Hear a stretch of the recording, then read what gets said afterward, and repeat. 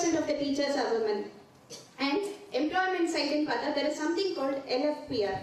And the labor force every year 41% of hike we can see for women employment.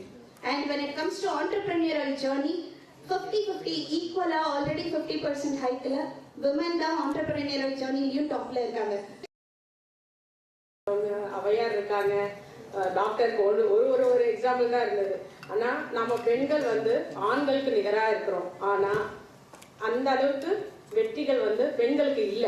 இதுல இருந்தே நம்மளுக்கு தெரியுது நம்மள மறுக்கப்படுகிறார்கள் என்று.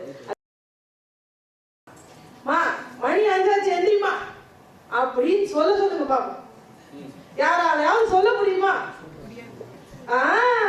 எக்ஸாக்ட்லி, இதுதான் முதல் எக்ஸாம்பிள். பெண்கள் வீட்டில் இருந்தே மதிக்கப்படுகிறார்கள் அப்படிங்கிறது.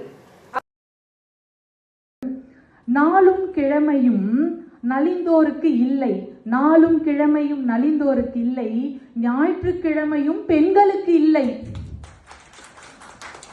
அப்போ ஒரு விஷயம் யோசிக்கும் போது நியூஸ் பேப்பர் ஆட் நம்ம ரெகுலரா பார்ப்போம், வரும் பாருங்க. காலையில எழுந்த உடனே மாலா, நான் சும்மா ஜென்ரலா நியூஸ் பேப்பர் ஆடி சொல்லிடக்கூடாதுல, மாலா நியூஸ் பேப்பர் எங்க இருக்கு, எங்க ஏஞ்சிட்டீங்களா, மாமா கிட்ட இருக்கு.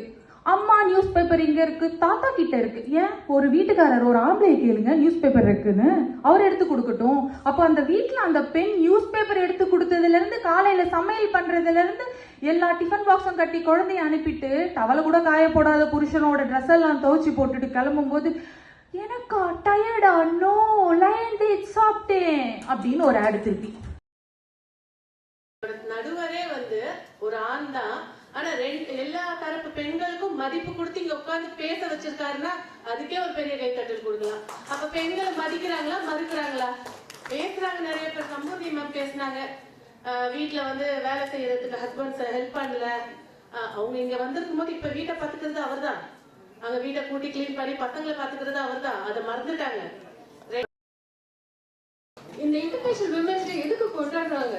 இந்த மாதிரி ஸ்பெசிபிக்கா சொல்லி சொல்றாங்கன்னா அப்ப எங்கேயோ ஒரு இடத்துல அவங்க மறுக்கப்படுறாங்க அப்படிங்கிறது தானே அர்த்தமே. எதுக்காக இல்லைன்னா இந்த இன்டர்நேஷனல் டேவே வேண்டவே வேண்டாமே, எதுக்காக எவ்வளவு தூரம் கொண்டாடணும்? உங்களுக்கு எல்லாருக்கும் வாழ்த்துக்கள், இன்னும் வரவங்களுக்கும் வாழ்த்துக்கள். என்ன சொல்றேன்னா, மறுக்கப்படுகிறார்களோ மதிக்கப்படுகிறார்களோ புரிஞ்சுங்க, நம்பிங்கன்னா வாழ்க்கை வாழ்றதுக்கு தானே தவிர மதிக்கிறாங்களோ மிதிக்கிறாங்களோ கிடையாது. அதனால வாழ்க்கை வாழ்றதுக்கு என்னெல்லாம் தேவையோ புரிஞ்சுக்குங்க.